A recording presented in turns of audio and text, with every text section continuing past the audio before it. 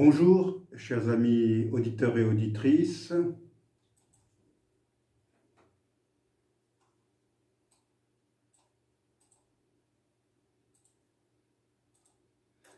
Bonjour, chers amis auditeurs et auditrices.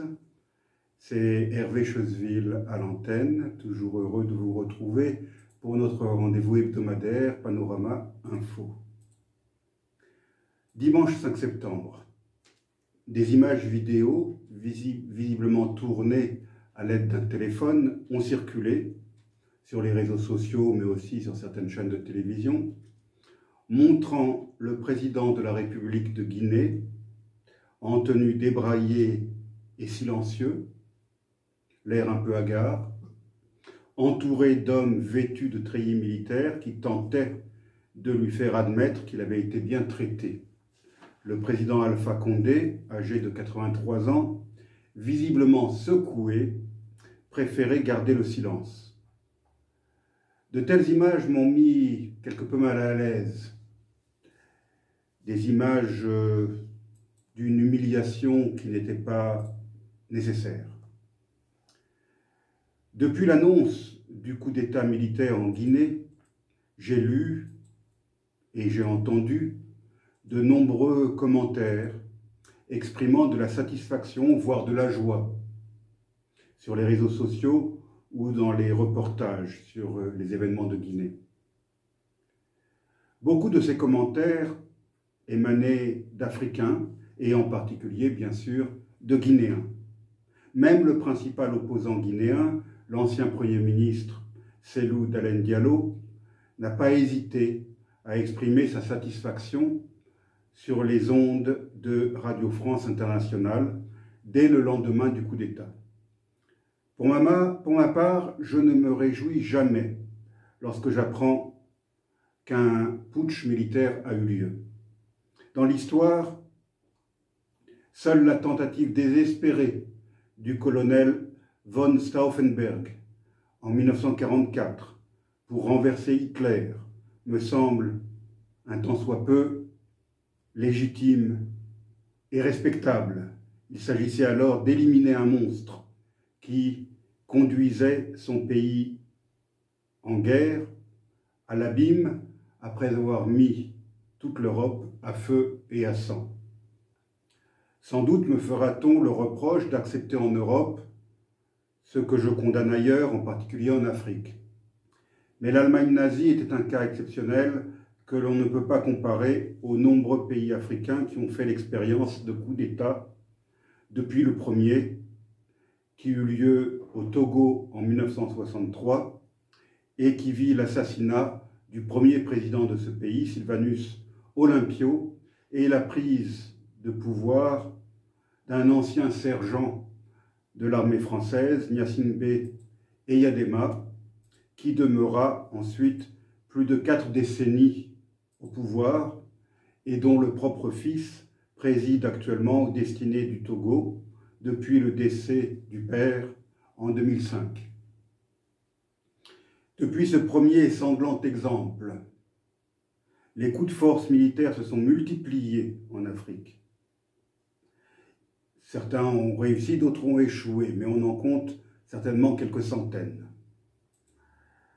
Ils ont rarement apporté des solutions aux problèmes que leurs auteurs prétendaient régler.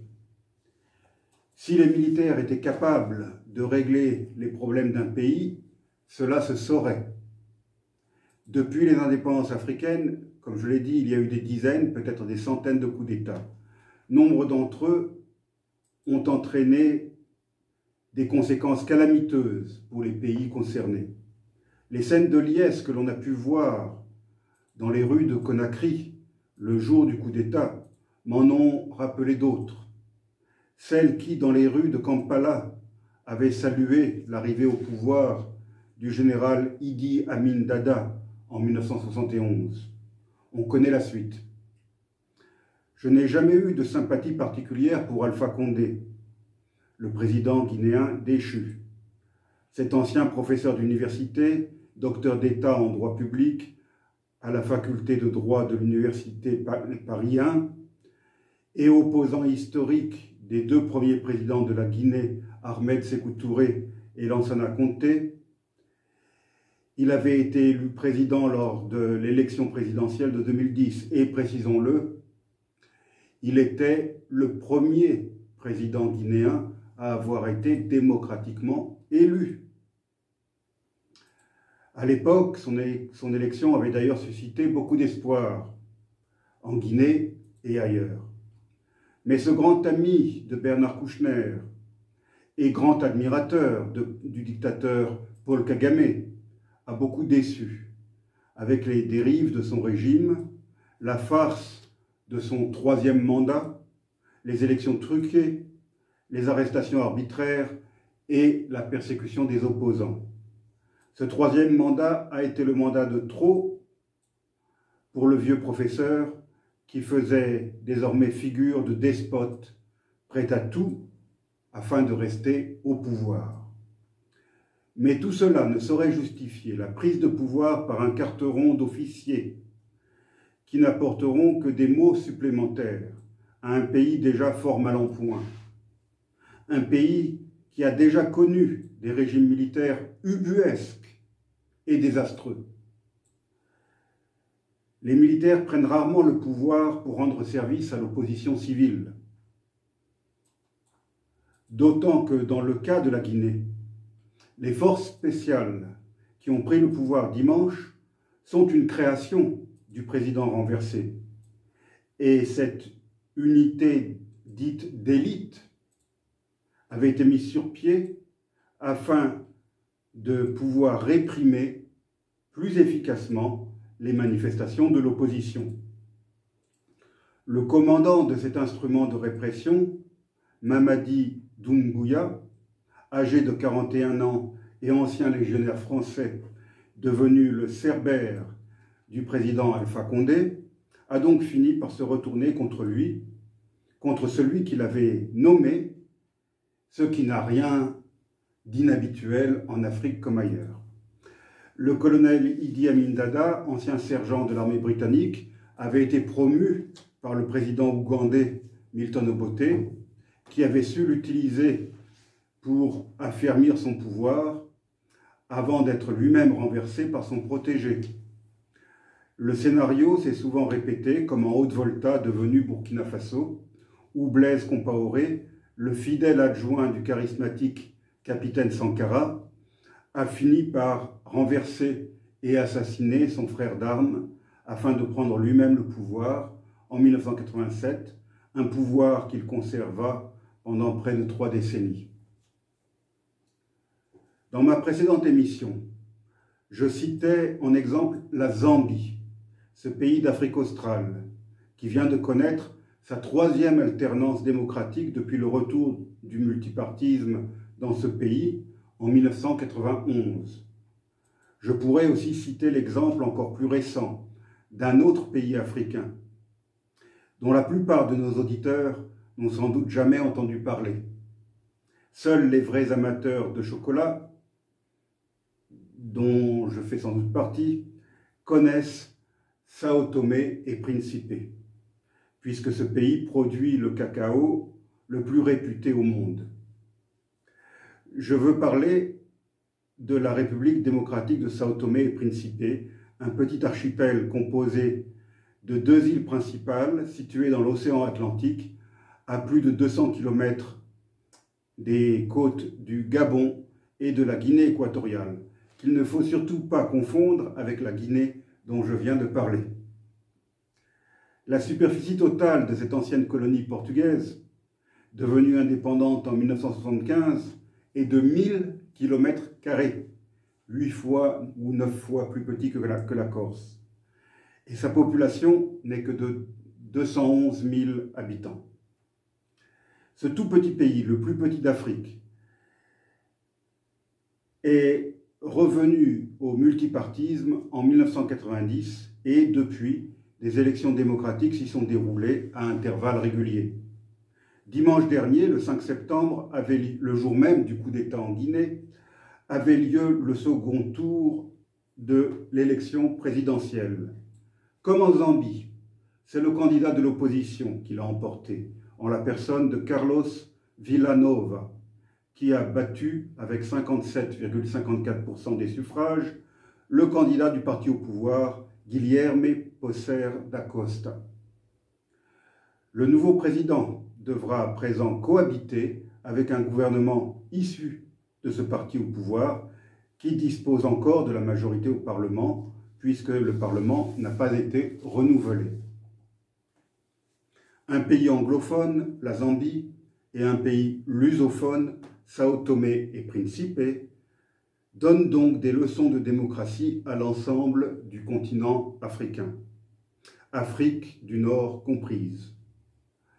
L'Afrique francophone, quant à elle, compte encore des pays au régime dynastique, comme le Togo déjà évoqué, ou le Gabon, ou des pays comme le Cameroun ou le Congo-Brazzaville, où les présidents s'accrochent au pouvoir depuis 4 décennies malgré leur âge avancé, grâce à des élections truquées et au musellement de l'opposition.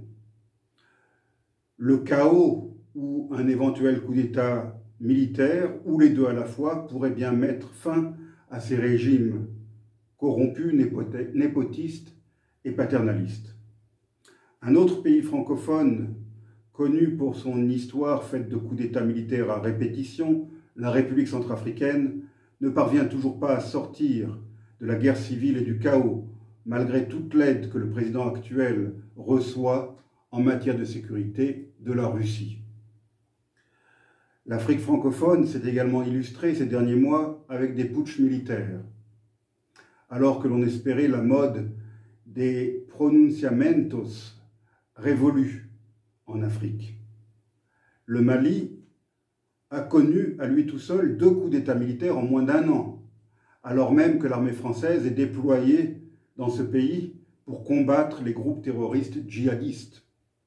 Le Tchad, où l'armée française est également présente, a connu le pire des scénarios, l'assassinat d'un président arrivé au pouvoir par la force 30 ans plus tôt, suivi d'un coup de force militaire dirigé par le propre fils du défunt, qui, depuis, s'est proclamé président. On a donc assisté à une succession dynastique au mépris de l'ordre constitutionnel, pourtant établi par le régime, établi par le père du nouvel homme fort. Le changement intervenu au Burkina Faso en 2014, qui mit fin au règne de Blaise Compaoré, est certainement préférable et infiniment plus respectable que les coups d'État maliens, tchadiens ou guinéens. Au Burkina Faso, le changement est intervenu à la suite d'un véritable soulèvement populaire et l'armée est restée en retrait.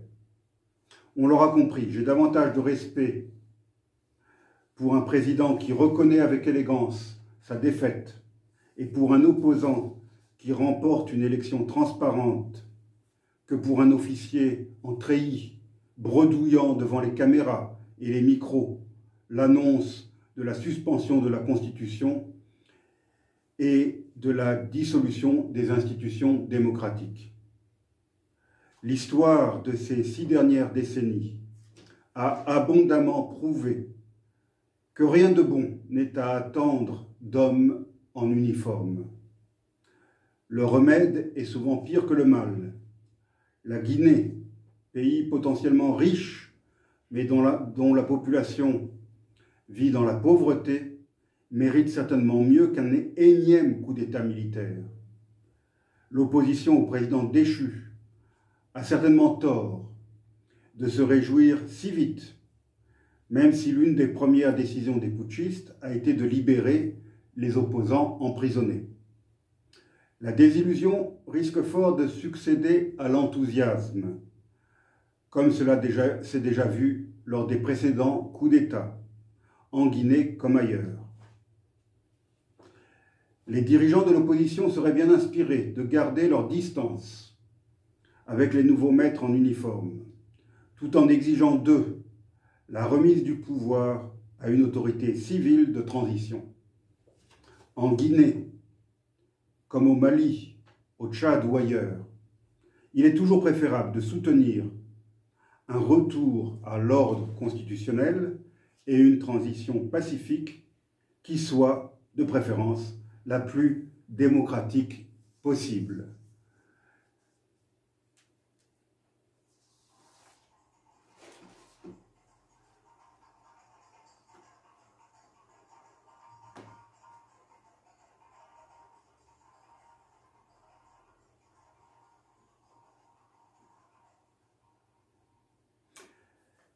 Je vous remercie, chers auditeurs et auditrices, pour votre attention.